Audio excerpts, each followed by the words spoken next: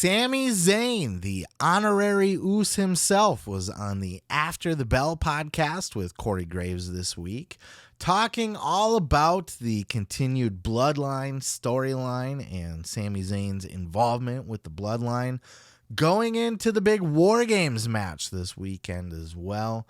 Sami's the shit. I love me some Sami Zayn. He is in the absolute best year of his career. They addressed that a little bit actually on the show here. Talked about how Sami's got this incredible match at WrestleMania with Johnny Knoxville. That was just a complete career highlight for Sami. And now this huge Bloodline storyline and him joining up with the Bloodline and now with the Kevin Owens part of it. And it's just such great shit. This is absolutely the best storyline of Sami Zayn's career. And he seems to think so too. This was him talking about it on After the Bell. Check out this clip. The whole honorary Oos thing, as it was initially presented, was let's try to force this square peg in the round hole. Sami Zayn does not fit in the Bloodline. But over the past several months, you have proven that to not be the truth and have grown into one of the hottest. You have found your role within the hottest act in the business. How did that come to be from your perspective? Was this something that you saw the potential in, or is this something you were just trying to get along?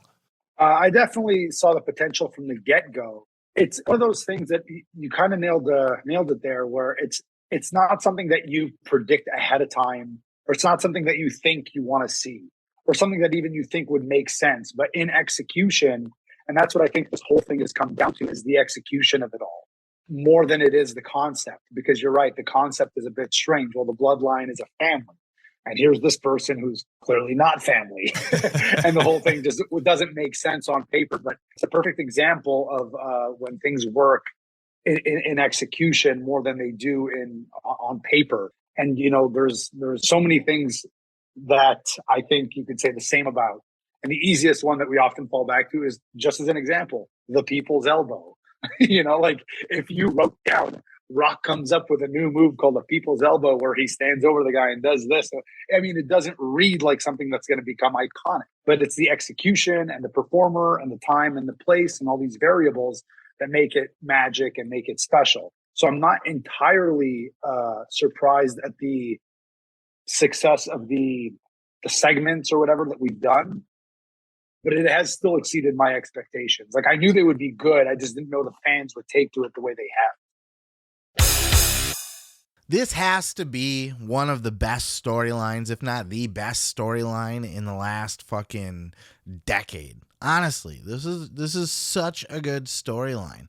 This whole Bloodline angle, this unstoppable faction, this unstoppable reign by Roman Reigns, and then just, you get that little bit of comic relief with the honorary Oos joining in, and he's so completely opposite from everybody else in the Bloodline. And you get Jey Uso's just like, he's like, I see you, bro, like there's something shady about you. I don't like it. I don't trust you. I don't want you here. And I don't like the smell of your breath. You know what I mean? Like, then they had that thing, remember a couple of weeks ago, where they all cracked up on he's not feeling very oosy. Like, Sami Zayn is absolutely in the best run of his entire career right now. Like, of everything he's ever done, and he's had a hell of a career. Like, let me fucking school you a little bit here. For those that don't know, when he was, it hasn't been confirmed, but rumors are that he may have been the person under the El Generico mask. And assuming that the rumors are correct, and this is something that he was El Generico, which has not been proven, that he had, El Generico is an indie legend. He wasn't just a guy on the indies or like, had a couple big matches or whatever. Like, El Generico is an indie icon. Like, he was one of the biggest names on the indies at that time. And in Ring of Honor, he defined that era. Him and Kevin Steen together, Kevin Owens, defined that era of independent wrestling, of Ring of Honor. They were just, so he left a legacy on the indies. He didn't just participate, moving up to the main roster. he had that hell of a match with he had a great run in NXT in general. You know, Sami, if you watch him when he's playing as the babyface, the way that he sells and the way that he's almost on another level from anybody. There's very few people in the business that sell better than Sami Zayn when he's playing the babyface coming from behind, right? And then as a heel, he's just so smarmy and obnoxious and weaselly. And everybody loves a good big mouth weaselly heel, you know, because you can have, everybody wants to be I'm the big tough guy, Roman Reigns style heel, right? Or you can back it up. But to be able to play the weasel, the smart ass, the guy that's going to try to run or escape or can't really fight if it was fair, or if you really finally get your hands on him, he's fucked.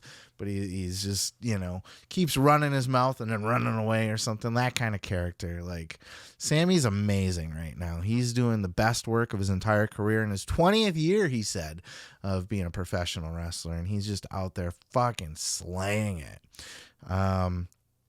I don't know where this is heading. They kind of teased with Kevin Owens, you know, and you could see Jay kind of peeking through the door and eavesdropping on the conversation.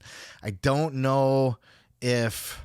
I hope they're not leading to... I hope this isn't coming to an end at Survivor Series, I guess, is what I'm saying. At some point, it has to come to an end.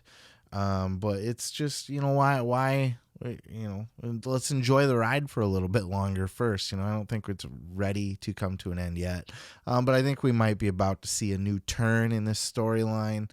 I wish the best for Sami Zayn. I hope to God that he continues to just dominate. You know, I hope when he does get turned on that he can go on that huge babyface run then at that point. And he's not going to be the guy to dethrone Roman. I highly doubt that. But Sami is a generational talent. He really is. He's a once in a lifetime talent, and he's had the best year of his career, and I fucking love it. I love everything about it, and I'm excited to see the War Games. But what are your thoughts? Let me know in the comments below. Hey, thanks for checking out that clip. Don't forget to check out other clips here on the channel, and while you're there, throw a like, throw a subscribe, and don't forget to check out full episodes each and every Sunday of the Pro Wrestling Podcast.